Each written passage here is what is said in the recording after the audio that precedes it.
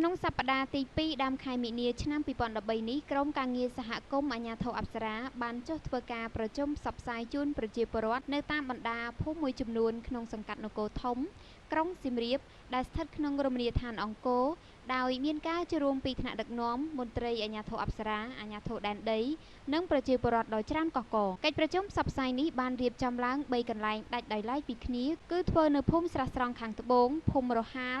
និងភូមិស្រះស្រង់ខាងជើងនិងភូមិអញ្ចាញក្នុងសង្កាត់នគរធំក្រុងសៀមរាបកិច្ចប្រជុំនេះធ្វើឡើងក្នុងគោលបំណងផ្សព្វផ្សាយជូនប្រជាពលរដ្ឋទាំងអស់ឲ្យបានយល់ដឹងពីបញ្ហាសំខាន់មួយចំនួនដូចជាទួលនីតិនិងកាតព្វកិច្ចរបស់អាជ្ញាធរអប្សរាសមិទ្ធផលនានានិងការងារថ្មីដែលអាជ្ញាធរអប្សរាសម្រេចបានក្នុងបេសកកម្មអភិរក្សនិងអភិវឌ្ឍដោយចីរភាពរមណីយដ្ឋានប្រវត្តិសាស្ត្រអង្គរច្បាប់និងគោលការណ៍ផ្សេងរបស់រាជរដ្ឋាភិបាលពាក់ព័ន្ធនឹងការគ្រប់គ្រងដីធ្លីនិងលំនៅឋានក្នុងឧទ្យានអង្គរក៏ដូចជាគម្រោងអភិវឌ្ឍថ្មីរបស់អាជ្ញាធរអប្សរា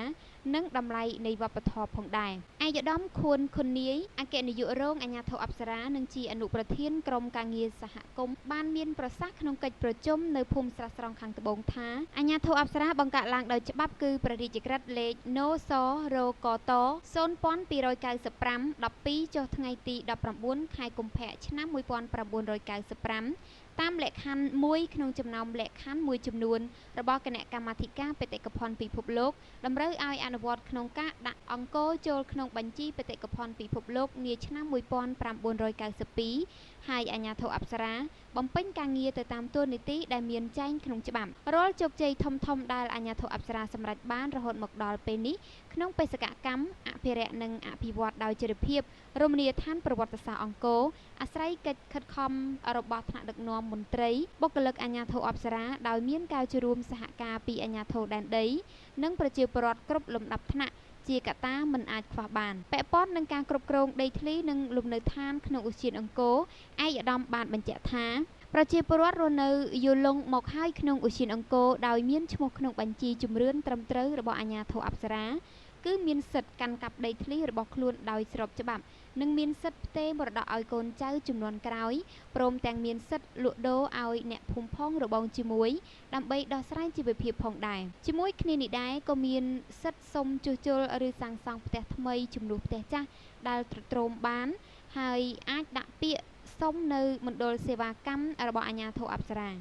ដែលឡែកកូនចៅប្រជាពលរដ្ឋដែលមានគ្រួសារថ្មីត្រូវបែកផ្ទះអាជ្ញាធរអប្សរាបានរៀបចំតំបន់អភិវឌ្ឍភូមិធម្មជាតិរុនតាឯកដែលនៅមិនឆ្ងាយប៉ុន្មានពីក្រុងសៀមរាបសម្រាប់ទទួលបងប្អូនដែលស្ម័គ្រចិត្តទៅរស់នៅអាជ្ញាធរអប្សរាសូមអំពាវនាវជាថ្មីចំពោះបងប្អូនប្រជាពលរដ្ឋទាំងអស់ដែលកំពុងរស់នៅក្នុងរមណីយដ្ឋានអង្គរក្តីកំពុងប្រកបរបររកស៊ីក្នុងរមណីយដ្ឋានអង្គរក្តី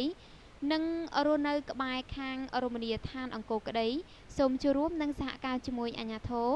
មានសមត្ថកិច្ចអនុវត្តឲ្យបានល្អនៅបទបញ្ញត្តិនៃច្បាប់និងគោលការណ៍ផ្សេងរបស់រាជរដ្ឋាភិបាលព្រមទាំងចូលរួមថែរក្សាបរិស្ថានសណ្ដាប់ធ្នាប់របៀបរៀបរយសេចក្តីថ្លៃថ្នូរនិងចលនាភូមិឃុំមានសុវត្ថិភាពដើម្បីថែរក្សាការពារនិងលើកតម្លៃរមណីយដ្ឋានអង្គរ